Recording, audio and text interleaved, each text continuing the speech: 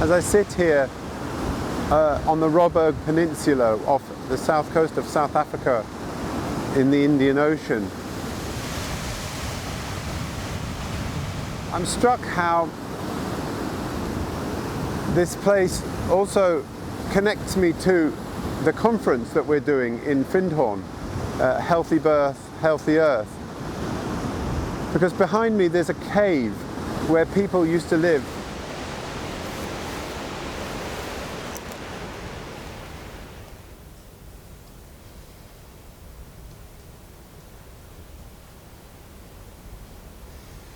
This cave is a naturally formed cave, and it's been here for a very, very long time, millions of years. Some of our ancestors as humans have been here living on and off for 120,000 years. I asked obstetrician Michel Odent about this astounding generational continuity and what it means for our understanding of childbirth. We have enough document to think that people were living in this cave long before the Neolithic Revolution, probably were behaving in terms of reproduction like other mammals. Women probably were just isolating themselves to give birth.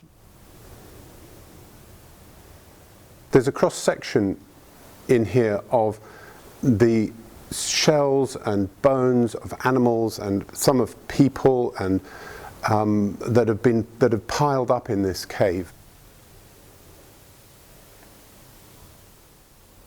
Some research was done into these bones, and the way that buffalo were hunted was clearly sustainable.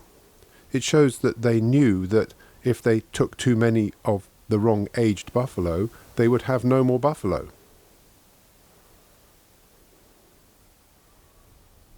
It appears that probably the socialization of childbirth started with the control of nature by ancestors, agriculture, animal husbandry, domination, control of human physiological processes related to reproduction, all that suddenly became under the control of the human groups, of the cultural milieux.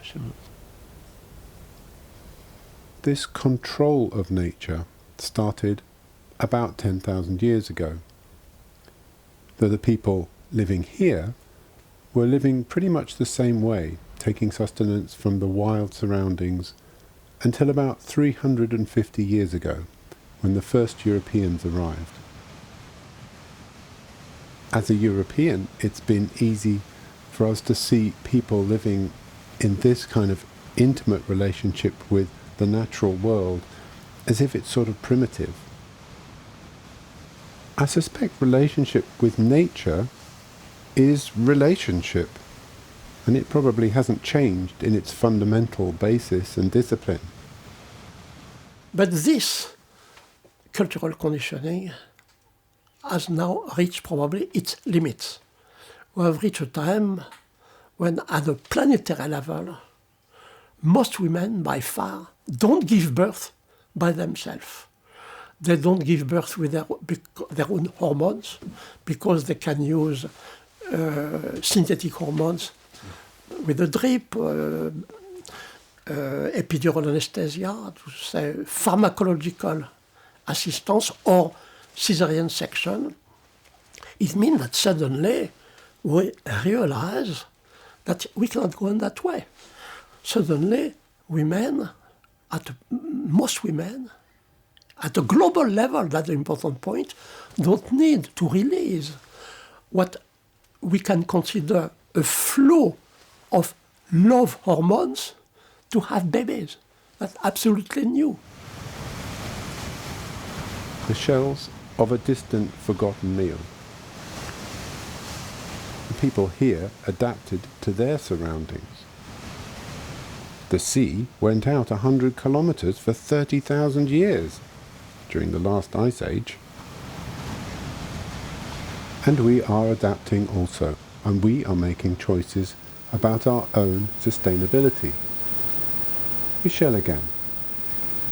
can human beings relearn to a certain extent to live much more in harmony with nature in general, other living creatures, and so on and so on.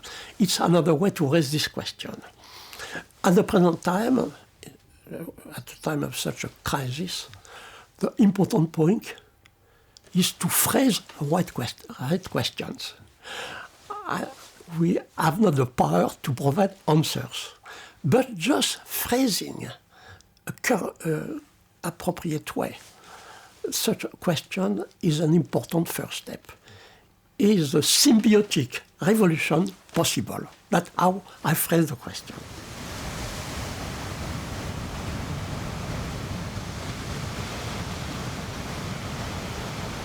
In a way, what I think we're doing with the conference is helping remember an elemental, primal, natural impulse that manifests in birth. And this place with the rocks and the sea and the food source and the cave somehow reminds me of that potential, the richness of nothing, having nothing but having everything.